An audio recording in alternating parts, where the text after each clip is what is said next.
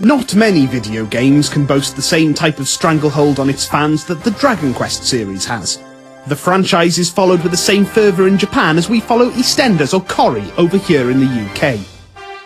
It's one of the most successful series in Japan, with a host of titles under its belt that have sold almost 50 million copies between them. Not bad for a game that features enemies made out of slime and cucumbers.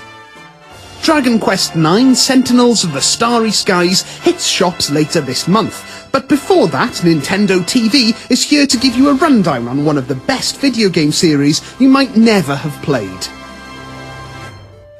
The very first Dragon Quest title was released in the same year as the first Legend of Zelda game, and the similarities between the two are obvious. An imp-faced hero on an epic quest? Check. Plenty of weird and often wonderful enemies to fight through? Check. A dark force looming over the world? Check. There's even a mystical tree in Dragon Quest IX, just like the Great Deku Tree. The game has changed a great deal since its humble beginnings and has spawned numerous sequels. But why should you give a Draki about Dragon Quest? Well, we're about to tell you.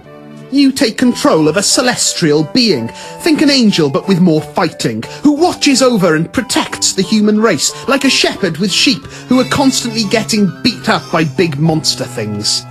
We won't spoil the story for you, but something big happens early on, and your main hero is forced down to the mortal realm to be just another average run-of-the-mill Joe. From there, you explore the vast world, looking for answers and going head-to-head with some serious uglies on your travels. Nintendo TV recently got to spend the day putting Dragon Quest IX through its paces. We were invited along to a secret location where we had to battle all manner of slime and evil rats along the way. Well, central London can be a dangerous place sometimes.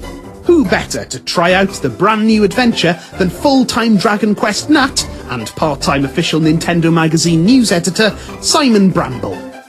We were allowed exclusive access to the game, and once Simon had managed to calm down and contain his excitement, he got to grips with the new title and let us know what he thought.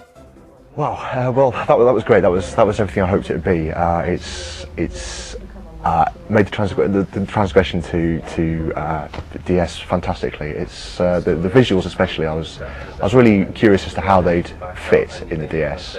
But there's a new style. It's kind of a 3D world. Still very similar. You can draw a line directly from this game to the previous DS games, because it's very level 5. It's very square. Same sort of visual monsters and tricks and spells and stuff like that. But I mean, I've only been able to sort of play it for a few hours, but I'm sort of eager to get more hands-on with it. Following in the footsteps of other epic role-playing games, Dragon Quest IX allows you to team up with up to 3 different players to go questing together. Recruiting other players of various skill levels will let you travel to tougher areas and level up quicker. It's like having an older brother to stop you from getting atomic wedgies from the bully in school. Except in Dragon Quest IX, you can get more items and fight harder bosses with the added pleasure of feeling like you have friends. Though the game initially asks for a few hours investment, after that you'll be able to dive in and out of the game very easily. Whether you're a seasoned Dragon Quester or an inexperienced mage admirer, you'll be able to play the game as you please. Yeah, fans who've played a Dragon Quest game before will be instantly at home with Dragon Quest IX, because it's all about building blocks. Like, you've got adventuring, you've got humour, you've got weird melodramas which kind of occur all through this enormous game world. For newcomers, you'll find that this is a game which might, on the surface of it, seem a little bit odd, because there's a lot of story to get through at the beginning. But at the same time, you'll be kind of drawn in by this kind of charm, and also for anyone who's a fan of Japanese anime, there are some great sequences right at the start of the game, which fit really well in the DS. They look amazing. Really lovely animation. Nintendo are intent on bringing weird and wonderful Japanese RPGs to the UK masses. They've even drafted in Hollywood actor and producer Seth Green to help bring the message of Dragon Quest's greatness to the world. It's really fun. All the characters are cute. You can make them look exactly like you want. The fighting style is simple, but it's challenging at the same time.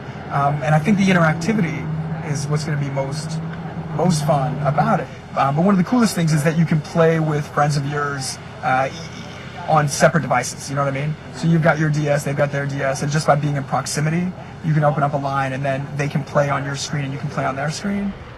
Monster Hunter Tri was recently released to a wave of praise over here, with the online play revolutionising the way Wii users play online.